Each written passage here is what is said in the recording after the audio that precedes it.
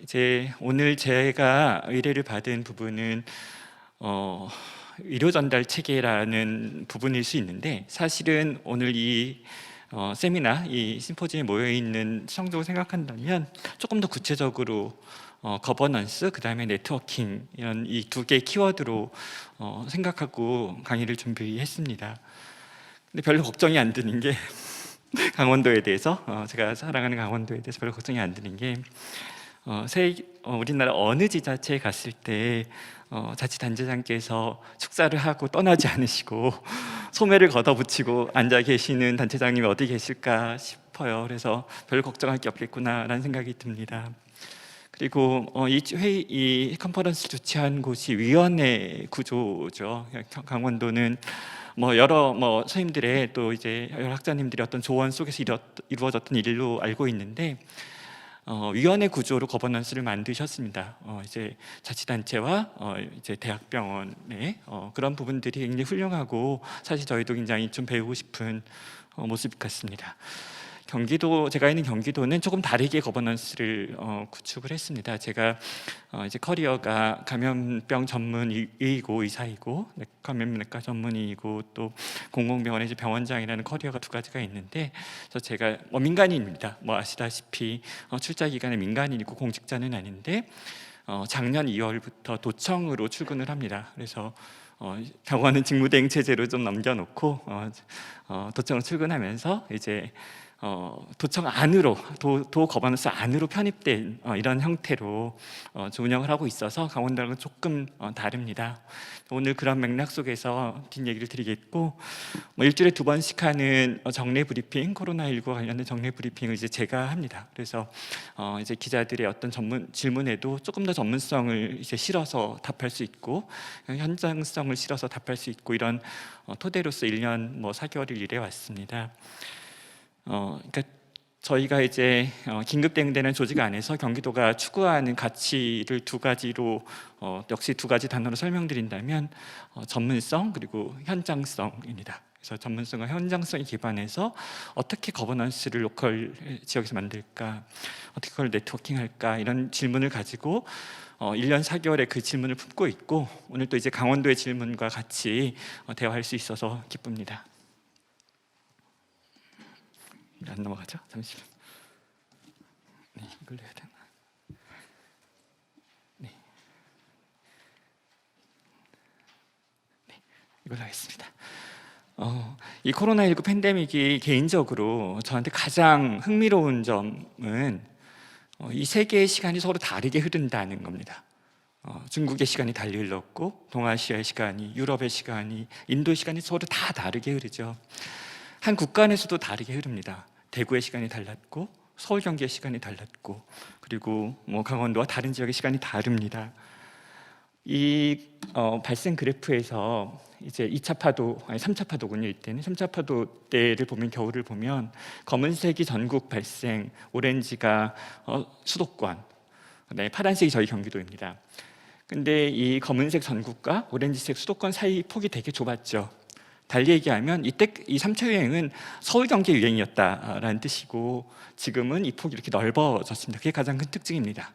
즉 서울과 경기는 작년 3월에 대구와 경북은 대체 어떤 일이 일어나는지를 알려고 노력해야 했던 것이고, 작년 겨울에 이제 비수도권 지역은 수도권이 지금 겪고 있는 일의 본질은 대체 뭐지?를 이제 탐구하고 질문했어야 됐다는 뜻일 겁니다. 그리고 지금 위에 있는 그래프는 최근에 중대본 자료에 있는 그래프인데, 수도권의 발생 현황은 저렇게 이제 물결이 어느 정도 양이 되다 보니까 편차가 줄어들어서 약간 항상성처럼 보이고, 이제 강원도의 자료는 좀 출렁이 있는 물결처럼 보입니다. 당연히 저 위에 숫자가 훨씬 많지만 저희는 늘 200명 내외로 나온 지역이니까 7명 이런 얘기를 드리면 좀 여러 가지 만감이 교차하지만, 사실 저 아래가 더 어렵습니다. 항상성이 생기면 스테디해지면 그다음부터는 이렇게 흐름이 생기거든요. 그래서 출렁일 때가 더 어려운 법이고, 지금 어려운 시기를 헤쳐나가고 계십니다. 10만 명당 인구 발생률로 보면 경기도, 저희 지자체 경기도는 3등이고, 강원도는 저희보다 다음 계단에 있습니다. 10만 명당 202.8이라는 뜻은 결국 우리가 흔히 생각하는 100분율로 들으면 0.2, 1000명에 2명 정도 확진자가 있다는 뜻이죠. 1000명에 2명 정도 확진자가 있다면 자기 바로 가까운 사람한테 없을 확률이 있죠. 하지만 건너쯤에는 누가 감염됐더라는 일들을 이제 간접 경험 정도로 아는 상황이고, 따라서 많은 도민들께서는 아직 실감이 나진 않은 분들이 더 많을 겁니다. 치명률은 경기도가 1.64%, 100명 어르신 100명의 감염자가 있으면 1.6명 정도 유감스럽게도 안타깝게도 돌아가셨고, 강원도도 유사합니다. 아주 유사한데 2.6에서 한 0.2의 넓은 스펙트럼을 갖고 있습니다. 이 맥락은 두 가지라고 생각합니다. 어느 지역에 요양병원, 요양원 같은 롱텀 케어 퍼실리티에 감염이 많은가, 이것은 어느 지역에 그런 시설이 많은가라는 질문하고도 상통합니다. 경기도가 서울시보다 3배 많거든요. 그리고 또 더불어서 압축적으로 일어났는가, 여러 달에 걸쳐서 고르게 일어났는가, 이 집중도를 뜻합니다. 그래서 경기도는 저 정도 전국 비율보다 높고, 이웃한 서울 1.12%보다 상당히 격차가 벌어지는 지역입니다. 강원도 얘기에 와서 경기도 얘기를 좀 먼저 하게 되는데, 그래야 좀 이 메시지가 잘 전달될 것 같아서요. 다들 수도권 지방자치단체면 굉장히 뭔가 좋은 인프라를 갖고 있을 거라고 생각하지만 솔직히 그렇지 않습니다. 이런 말씀을 경기도 보고 있으면 안 될 텐데, 경기도는 의료 취약 지역입니다. 의료 취약 지역. 히라 데이터, 즉 심평원 데이터를 가지고 인구 10,000명당 의사의 숫자를 보면 경기도는 18.9명 정도로 서울시의 절반쯤입니다. 강원도보다 적습니다. 근데 전체 등록인 의사 수, 활동 의사 수고 종합병원급 이상에서 일하는 종합병원이나 상급 종합병원급, 즉 조금 더 전문적인 의료 서비스를 제공하는 기관에서 일하는 의사 숫자는 서울시의 3분의 1로 줄어듭니다. 2분의 1에서 3분의 1로. 어떤 뜻인지는 다들 이해하실 겁니다. 고부가가치적인 의료산업도 똑같이 산업적인 측면에서 고부가가치적인 것들은 도심에 있고 서울에 있고, 그다음에 저부가가치적인 요양병원이라든지 이렇게 작은 의원급들, 이런 부분들은 부심의 지역에 있게 되는 이 도너츠 동심원의 구조 속에서 일어나는 일이고, 경상북도라든지 전라남도 같은 경우에서는 저희 상황이 어떤 건지 아주 쉽게 이해하실 거고, 강원도는 조금 결이 다르죠. 강원도는 지리적인 어떤 물리적인 거리적인 어떤 배리어들이 많은 지역이지만, 어쨌든 분포적인 측면에서는 경기도보다 어떻게 보면 더 유리한 측면도 있습니다. 그럼 평상시에 이런 문제가 왜 안 드러나느냐? 평상시에는 지방자치단체의 경계, 도의 경계로 일을 하지 않거든요. 경기도민들이, 저희 부모님들이 몸이 아프시면 서울에 있는 2,000병상, 2,500병상짜리 병원에 가시는 거죠. 자연스럽게. 근데 코비드-19는 시도의 경계를 따라서 일하게 되고, 그래서 우리가 그동안 경험하지 않았던 어려움에 봉착하게 됩니다. 그런 것들이 가장 극명하게 드러나는 곳이 이제 경기도인 거죠. 상급종합병원이 경기도에 5개소 있습니다. 인구가 1,370만인데 5개소가 있고, 이웃지자체인 서울시는 970만 정도의 인구에 14개의 상급종합병원이 있습니다. 인천시는 3개가 있고요. 그래서 상급종합병원의 이 개소수는 경기도가 서울시 대비 한 3배 격차가 나는데, 이 서울에 있는 병원들은 다 크고 화려하거든요, 대체로. 그래서 병상수로 보면 3배 반 차이가 나고, 또 경기도가 인구가 훨씬 많지 않습니까? 인구 비례를 보면 4배 반 차이가 납니다. 이런 공간 안에서, 즉 갖고 있는 리소스는 이런 형태죠. 이런 편차고, 근데 감당해야 되는 부하 로드는 아까 말씀드린 대로 요양병원, 요양원, 장애인 시설, 이런 시설들이, 이런 관련 시설들이 서울시보다 3배 넘게 많습니다. 이유가 다들 예상하시는 대로죠. 임대료가 적은 곳에, 지대가 낮은 곳에 그런 시설들이 가니까요. 그래서 대략 9배, 10배의 부담을 가지고 코비드-19을 대응해야 되기 때문에 거기서 저희가 경기도의 거버넌스 안에서의 고민은 원활한 네트워킹밖에 없다. 그렇다면 원활한 협력 체계밖에 없다라고 작년 봄에 이제 고민을 시작했던 겁니다. 경기도에 종합병원급 이상 의료기관이 65개가 있습니다. 상급병원이 5개, 종합병원이 60개소가 있는데 저기 빨간색으로 제가 발 막대들 칠해놓은 곳이 이 공공병원입니다. 지방의료원입니다. 그나마 최근에 지은 성남의료원이 이건 도기관은 아니고요. 성남시 출자 출연기관인데 성남시 의료원이 이제 허가병상 350병상 정도의 규모고 나머지 6개 의료원은 도출자 6개 의료원은 다 200병상 내외 정도 150에서 250 사이 병상 규모의 작은 병원들입니다. 그래서 저런 병원들을 중심으로 작년에 디자인을 했어야 됐고 그런 고충은 원주, 강릉, 속초 등등을 갖고 있는 강원도도 비슷한 고민을 하셨을 겁니다.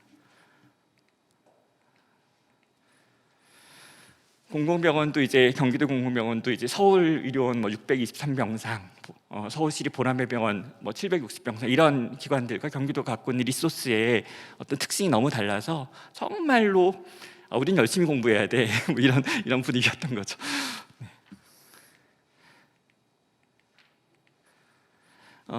그래서 이 코비드-19 대응을 하는 것에 대해서 저희가 이렇게 생각하는 경향이 있습니다.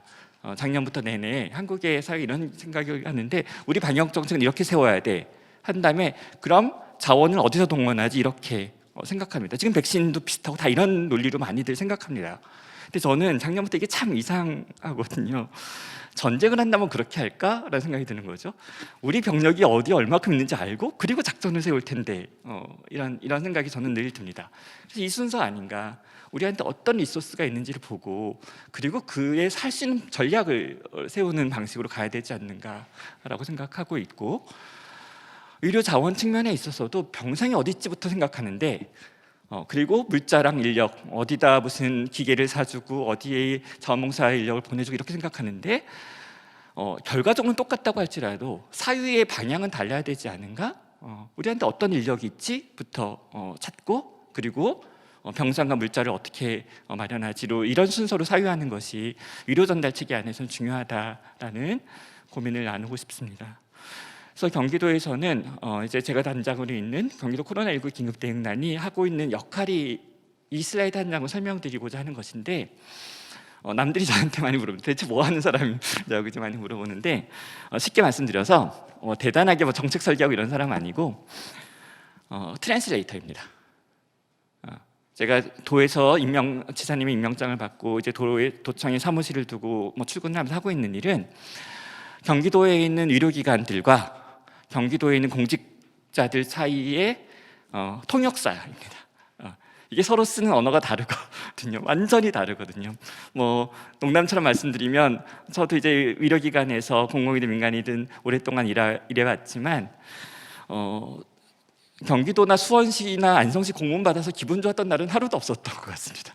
언어가 다르거든요, 서로 사용하는. 그래서 그런 언어들을 그리고 그 진심들을, 그 배경들을 이 문서에 나오는 걸 설명하는 게 아니라 이 문서가 이렇게 나간 이유는 이러이러한 맥락 속에 있습니다. 예를 들어서 동원, 차출 이런 용어 얼마나 싫어합니까? 그렇다면 여기서 우리가 동원이라는 것, 행정명령이라는 것 이런 용어를 쓰지만 그런 용어는 도민들을 위해서 쓰는 용어입니다. 도가 강한 의지가 있다는 것을 보여주기 위한 의료기관들을 규제하고 의료기관들 감시하기 위해 쓰는 용어가 아닙니다. 이게 진심입니다. 이런 트랜슬레이션을 해드리는 게 제 역할입니다. 네, 그래서 작년 2월부터 이제 임명을 받아서 이제 지금까지 이제 활동을 하고 있고 주로 하고 있는 일들이 그래서 여기저기 다니면서 원장님들, 실장님들 또 많은 경우 제 이제 학기 동료들이기도 하고요. 이렇게 만나면서 이 네트워킹을 구축하는 일을 하고 있습니다. 작년 2월에 저희가 이런 체계를 만든 것은 대구 보면서였는데 우리가 대구처럼 될 수 있겠네? 라는 그 질문에 시작했던 거였는데 제일 먼저 한 일은 우리한테 어떤 리소스가 있는지에 대한 대시보드를 만드는 일이었습니다. 그래서 이게 폰으로 접속하면 외부로 접속하면 우리한테 지금 몇 개 병상이 있고 몇 개가 남아있는지 이거를 실시간으로 알 수 있게 그럼 처음엔 병원이 4개였으니까요. 국가지정 입원치료병상 갖고 있는 국군수도, 분당, 서울대, 명지병원에 제가 원장으로 있는 안성병원 이렇게 4개 병원밖에 없었던 때 시작한 건데 지금은 어느덧 병원이 25 5개, 생활치료센터 8개 뭐 이런 거대한 조직이 거대한 네트워킹이 됐습니다. 그리고 저희 지사님도 훌륭하셔서 이제 이렇게 초기부터 작년 봄부터 이런 거버넌스 네트워킹의 중요성을 계속 공감해 주시고 이렇게 요청드리면 뭐 회의 같은 것들을 만들어 주시고 하셨습니다.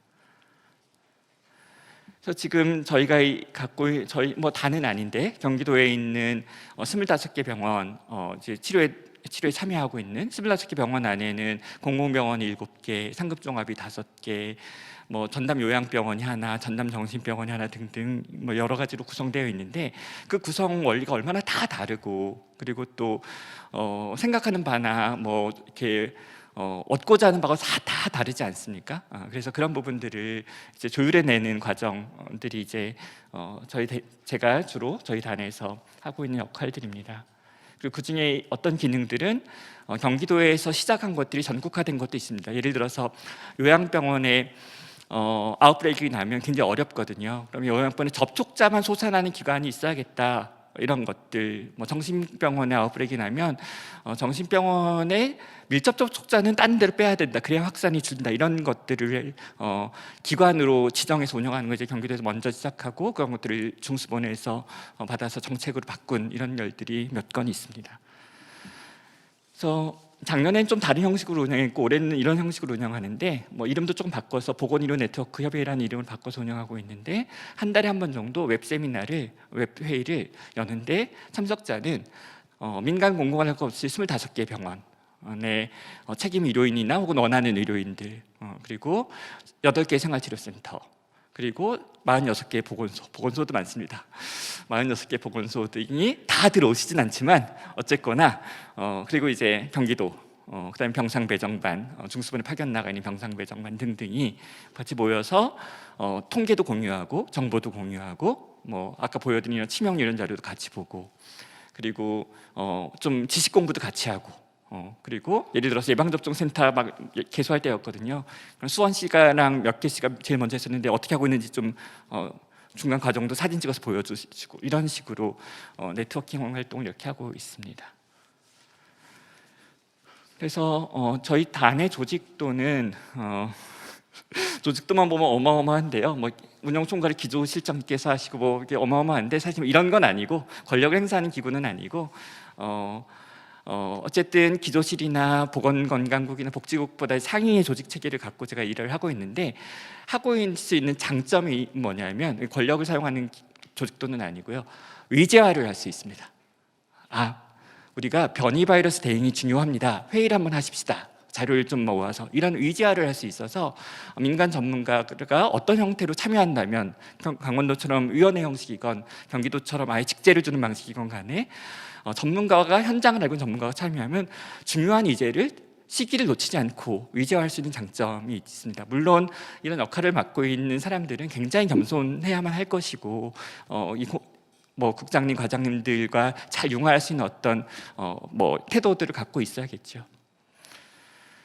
보건건강국 같은 경우는 19년도 7월에 이제 복지국이랑 분리가 된 지역이고요. 그리고 작년 10월 한 차례 조직 개편이 더 있어서 공공의료기관들을 주로 관리하는 공공의료과가 보건의료과에서 독립돼 나왔고 경기도는 그리고 감염병 관리 지원단을 도직제로 편입했습니다. 그래서 그렇게 조금 더 코비드 19 시대에 조금 더 이 퍼블릭 헬스 그다음에 감염병 대응을 조금 더 조직 체계 안에서 강화한 편이 있습니다.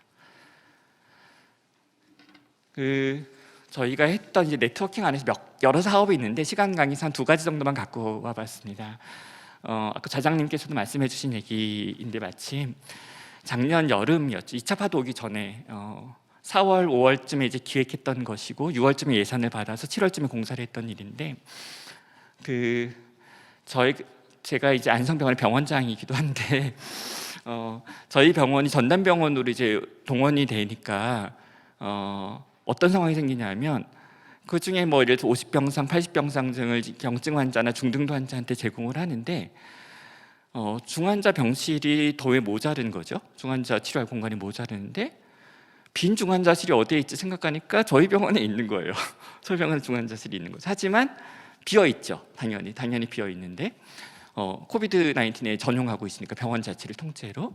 근데 저희 병원의 내과 간호사나 간호사 선생님들은 코비드 19의 중환자 치료를 할 수 있는 역량이 당연히 되지 않습니다. 부족합니다. 그럼 이걸 어떻게, 공간도 호흡기 감염병을 전용으로 한 ICU로 하기에 적합하지 않았죠. 그래서 이것들을 저희들이 고민을 하면서 이렇게 비어있는 공간, 마침 한 2년 전에 신축 이전을 해서 건물은 새 거고 좋습니다. 그래서 이 창의적으로 했던 일이에요. 그래서 이 15베드짜리 중환자실을 최대한 많이 쓰고 싶은데, 그러면 이제 일하는 사람들을 프로텍션하는 방식으로, 그래서 즉 간호사들이나 의사들이 보호복을 입고 들어가는 사람의 숫자는 줄이고, 이제 스테이션에서 보면서, 눈으로 보면서 항공기 조종석처럼 관제탑처럼 일하게 된다면 안전도는 올리고 노동 효율을 올릴 수 있겠다, 이런 고민에서 이렇게. 그리고 저는 경영자니까, 사측이니까 직원들이 노동 강도를 올릴 수 있겠다, 이런 관점에서 이제 사유했던, 그리고 이제 프로젝트 했던 일입니다. 도에서 한 6억 정도 지원해 주셔서 공사를 하고, 그리고 실제로 8월부터 지금까지 이제 운영을 하고 있는데, 그 운영 과정에서 드리고자 하는 말씀은 지역 네트워킹을 잘 활용했다. 즉 우리 병원에서 이런 일을 하는데 저희 병원의 간호사나 의료인들을 조속히 트레이닝 했어야 되지 않습니까? 그래서 동료 대학 교수님들이 와서 강의도 해주시고, 분당서울대학교 병원, 저희 국립대학교는 없지만 국립대학교 병원은 경기도에 하나 있거든요. 그래서 국립대학교 병원에 호흡기 전문의 선생님께서 와서 저희 내과 과장들 계속 트레이닝 시켜주시고, 분당서울대학교 병원의 간호 마스터인데 와서 이제 중환자 간호하는 것들 속성으로 가르쳐 주시고, 그리고 또 여기 나오진 않았지만 저희 간호사들을 그 이후에 한 3개월에 걸쳐서 한 달씩 조를 짜가지고 분당서울대학교 병원, 아주대학교 병원 파견 보내서 속성 트레이닝을 하고, 이렇게 해서 여름부터 중환자 진료를 하고 있습니다. 네, 그런 맥락들이 저희가 이런 협력 네트워킹 안에서 대학병원, 국립대학병원과 혹은 민간대학병원과 민간의료원의 어떤 그런 인적 자원의 어떤 협력, 혹은 도의 재정적인 지원, 이런 부분들을 다 아울러서 거버넌스 안에서 이루어졌던 좋은 사례인 것 같아서 한번 말씀드렸습니다. 이제 사망 같은 경우를 조금 얘기 드리면 1.5% 정도의 평균적인 케이스 페이탈리티를 보이는데, 안타깝게도 12월에는 3.6까지 올랐습니다. 즉 12월에 확진된 분 7천여 분 중에서 3.59%나 돌아가셨다는 뜻입니다. 그리고 3월에 0.66, 4월에 1.03까지 더 낮아졌는데, 즉 1.5가 평균이라고 보시면 되고, 저 봄에 낮아진 건, 4월 올해 낮아진 건 너무나도 감사한 백신의 효과. 저는 제 앞에 아스트라제네카 백신님이 계시면 엎드려 절이라도 하고 싶은 사람인데, 백신의 놀라운 효과인 것이고, 그리고 12월에는 수도권의 서지, 강원도는 전형적인 의미의 서지를 겪었다고 보기는 아직 어려운 것 같은데, 전형적인 의미의 서지를 겪으면 일이 이렇게 되는 것이었습니다. 그래서 이게 유튜브 생중계라는 거죠.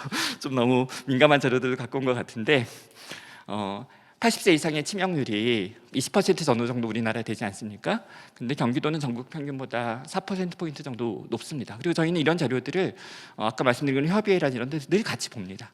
반공개적으로.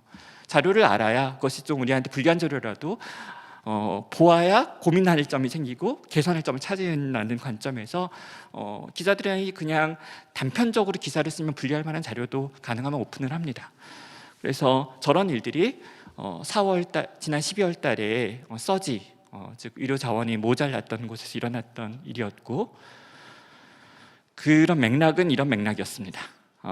파란색은 이게 12월쯤 아닙니까? 벌어질 때가, 저 때가 이제 12월에 유행이 막 악화될 때인데, 파란색은 도의 생활치료센터에 입원해 있는 사람들의 숫자입니다. 그리고 오렌지색은 병원에 입원해 있는 사람들의 숫자입니다. 즉 생활치료센터는 원하면, 노력하면 일주일이면 개소할 수 있지만 전담병원을 비우고 그 안에 환자를 넣으려면 한 달쯤 걸리는 거죠. 그래서 미리미리 준비하는 것이 부족했을 때 일어나는 일이었고, 저 무렵에 변명하자면 지자체가 동원할 수 있는 건 이미 다 동원했던 겁니다. 그 다음은 국가가 명령을 내려줬어야 되는 상황인데 그 갭이 없지 않았고 그때 저런 일들이 일어났고 그리고 그 일들이 이런 결과로 나타납니다.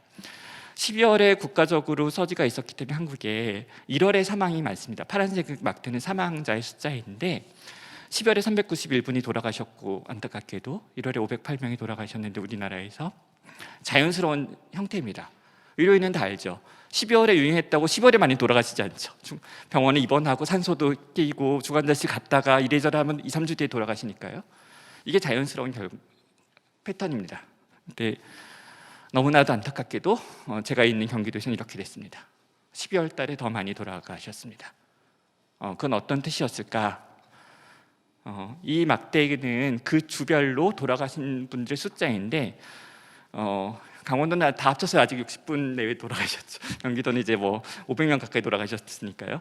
12월 달에 저 크리스마스가 있는 주에 66분이 돌아가셨는데 그중에 47분이 요양병원, 요양원 관련된 확진자였다는 뜻이고, 즉 빨간색만큼이 요양병원, 요양원의 서지라는 뜻이었고, 이 슬라이드는 정말 제가 틀 때마다 조금 마음의 감정 추스리면서 설명드리는 슬라이드인데, 노란색은 똑같은 막대인데 그 주에 돌아가신 사람의 숫자, 노란색은 요양병원, 요양원 안에서 나오지 못하고 돌아가신 분의 숫자입니다.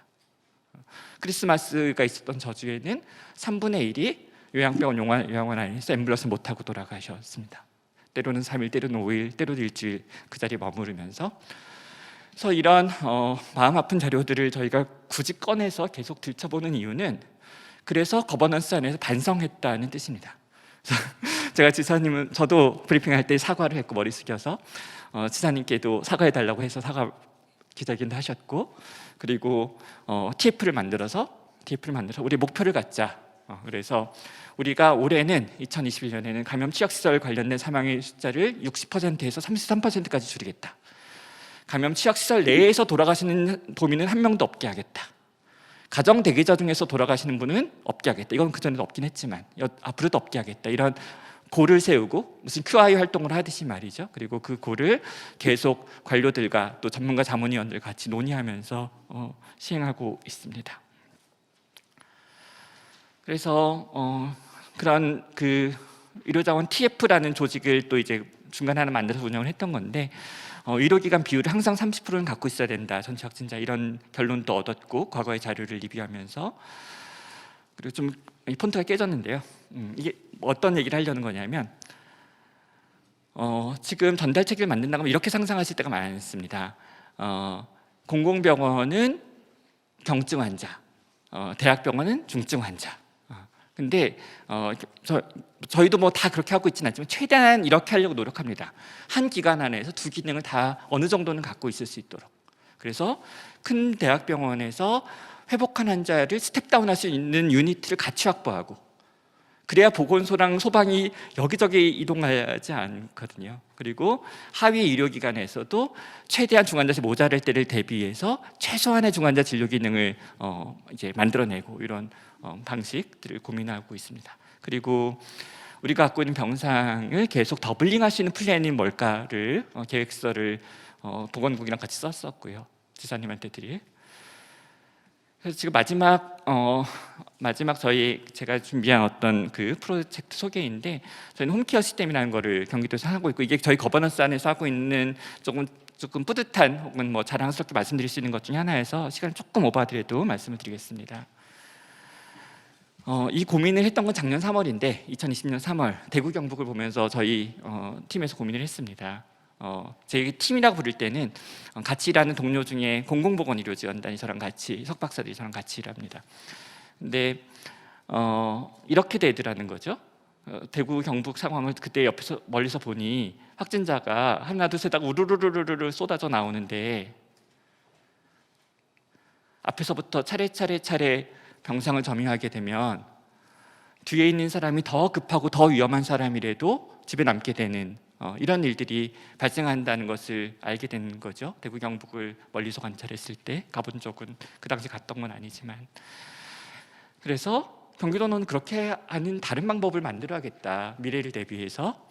그래서 사람들이 기다리고 있다면 어떤 사람이 급한지를 알아내는 체계, 그래서 그 사람을 찾아내서 그 사람을 병원으로 보내고 앞에 번호표를 탄 사람이 기다린다고 할지라도 대신 이 기다린 사람들한테 다른 서비스를 제공해서 민원을 응대하고 불안을 감소시키고 평정심을 유지시키는 이런 체계를 만들어야겠다라고 이제 생각을 했습니다. 그래서 이 서비스의 대상은 크게 두 가지로 봤는데, 하나는 확진자, 대기자 우선순위를 지정해 주는 시스템, 신체적인 건강 상담이나 정신적인 지지를 해주는 시스템이고, 그 다음에 보건소에 부하 경담을 해주는 시스템. 그래서 서지가 나면 보건소가 마비가 될 것이다. 그렇다면 어디선가 부하를 덜어줘야 된다, 이런 고민들을 했었습니다. 그래서 이걸 오르가니제이션을 도에다 만들었고요. 도에서 이 가정 대기자를 관리하는 체계를 만들고 간호사 직원을 뭐 적을 땐 5명, 많을 땐 12명, 지난 12월 때 12명 뽑아서 계속 전화를 돌리면서 하루에 한 번씩 이상씩 전화를 돌리면서 상태 변화를 체크하고 순서를 바꿔주고 이런 역할들을 했습니다. 그래서 그 무렵에 경기도에서는 가정대기자 사망이 한 명도 없었습니다. 저희 이웃지자체에서는 있었습니다. 저희한테는 없었고, 그래서 제가 가장 자랑스럽게 생각하는 일이었고, 작년 8월 달에 시험 운영을 한 뒤에 12월 달에 정식 운영을 해서 운영을 했습니다. 그리고 이제 3월 달부터는 자가 치료 프로그램이라는 것을 운영하고 있는데, 이거는 질병청에서 갖고 있는 지침에 따라서 12세 미만의 어린이나 그의 보호자가 원할 때 집에서 치료하는 그 재택 치료를 저희는 도의 공식 프로그램으로 런칭을 해서 운영하고 있습니다. 사무실도 도청에 있고요. 그리고 거기 간호사들이 하루에 2번씩 유선 전화를 걸고 이런 체계를 운영하는데, 지금까지 111명을 첫 2달 동안 서비스했고, 놀라운 점은 111명 중에서 가정에서 이 어린이들이나 어린이 부모 전화 서비스로 비대면 서비스를 하는데, 격리 기간 동안 병원으로 옮긴 사람이 1명밖에 없습니다. 열이 나기도 하고 기침도 하지만 대체로 의사 간호사들의 유선 전화 서비스 상담으로 그 시기를 하루 이틀 넘길 수 있고 병원으로 간 경우가 한 건밖에 없었습니다. 근데 뭐 정확한 비교라고 할 수는 없지만 경기도의 생활치료센터에 갔다가 병원으로 옮기는 비율은 15% 정도 됩니다. 그래서 가정치료가 상당히 부하를 줄일 수 있는 재택치료가 이런 방법으로 경기도는 좀 적극적으로 사유하고 활용하고 있고, 같이는 가족이 안전할까 이런 질문을 많이 받는데 원리적으로도 그럴 거고 실제로도 그렇습니다. 병원에 있다가 공동격리자가 양성 전환되는 비율이 퍼센트는 19.4%인데 재택할 땐 14.2%밖에 안 되고, 1000재원일당 건수로 정확하게 계산해도 재택치료가 더 낫습니다. 원리는 간단하다고 생각하는데, 원리는 병원의 병실에 둘이 있을 때와 확진자와 그의 엄마가 있을 때와 40평 아파트에서 확진자의 엄마가 둘이 있을 때 어떨 때 더 안전할 것 같은지를 생각해 보면 답은 쉽게 나오는 거죠. 그래서 경기도는 이제 이런 서지를 대비해서 만들었던 홈케어를 지금은 어떻게 사유하냐면, 이제 백신 접종률이 올라가서 올 여름, 올 초가을쯤 돼서 어르신들이 이제 어느 정도 안전이 확보된다면 사회, 경제, 문화, 교육 체계를 더 오픈해야 될 텐데, 그렇다면 지금처럼 모든 사람을 다 보복을 씌워서 119에 태워서 다 시설 격리하는 방식이 과연 효율적일까? 그 전환이 늦으면 어떤 일들이 일어날까? 이런 고민을 경기도 네트워킹 안에서 하고 있고, 그래서 지속 가능성, 확대 가능성, 그 다음에 집단 면역이 획득되는 과정 중에 우리의 정책의 전환 가능성, 이런 키워드를 가지고 이제 재택 치료라는 부분들을 활성화하기 위한 준비를 갖고 있습니다. 그러면서 이제 다음 프로그램으로 질병청이 허락하면 하려는 것이 성인을 대상으로, 질병청이 허락하면 건강한 성인을 대상으로 재택 치료하는 것, 그 다음에 외래를 만드는 것, 자기가 자기 차로 운전해서 외래 진료받으면서 재택 치료를 할 수 있는 것, 그게 사실은 평상시의 의료가 그렇잖아요. 그래서 가능하면 평상시의 의료에 가깝게 자꾸 이제 스텝 다운을 해가는 것이 저희 거버넌스 안에서 이제 고민하고 있는 부분입니다. 마지막 슬라이드에 축구 경기 모습을 보여드린 이유는 2개인데요. 하나는 팀 경기다. 이게 정말로 팀 경기다. 다들 너무나 아시겠지만 팀 경기 안에는 도청도 있고, 경기도 같으면 31개의 시청, 군청도 있고 46개의 보건소도 있고 치료에 동원되고 있는 참여하고 있는 25개 병원도 있고 굉장히 팀 정신이 발휘돼야 되고 그 팀원들이 서로 다른 생각과 서로 다른 언어로 작전을 짤 수는 없을 것이다. 이런 좀 얘기를 드리고 싶었고 또 마지막으로 이 사진은 전망 압박한 수비하는 사진이거든요. 한국의 K방역 같은 거죠. 최대 효과 하지만 낮은 효율인데 이거를 어느 시점에서 90분 내내 이런 연기할 수는 없을 것이다. 어느 시점에서는 정상적인 운영 방식으로 바꿔가야 될 거고 그럴 때 도민들은 불안할 수 있고 이 패러다임이 바뀌는 것에서 따라서 그럴 때 거버넌스가 중요한데 거버넌스가 관이 혼자 얘기해서 설득력이 있지는 높이기는 어렵지 않겠는가. 거기에 관가민이 같이 한 목소리로 한 팀이 되어 어나운스를 해야 도민들이 신뢰하고 그런 전환들을 수용하지 않을까 이런 말씀을 마지막으로 드리고 싶었습니다. 네, 여기까지 부탁드리겠습니다.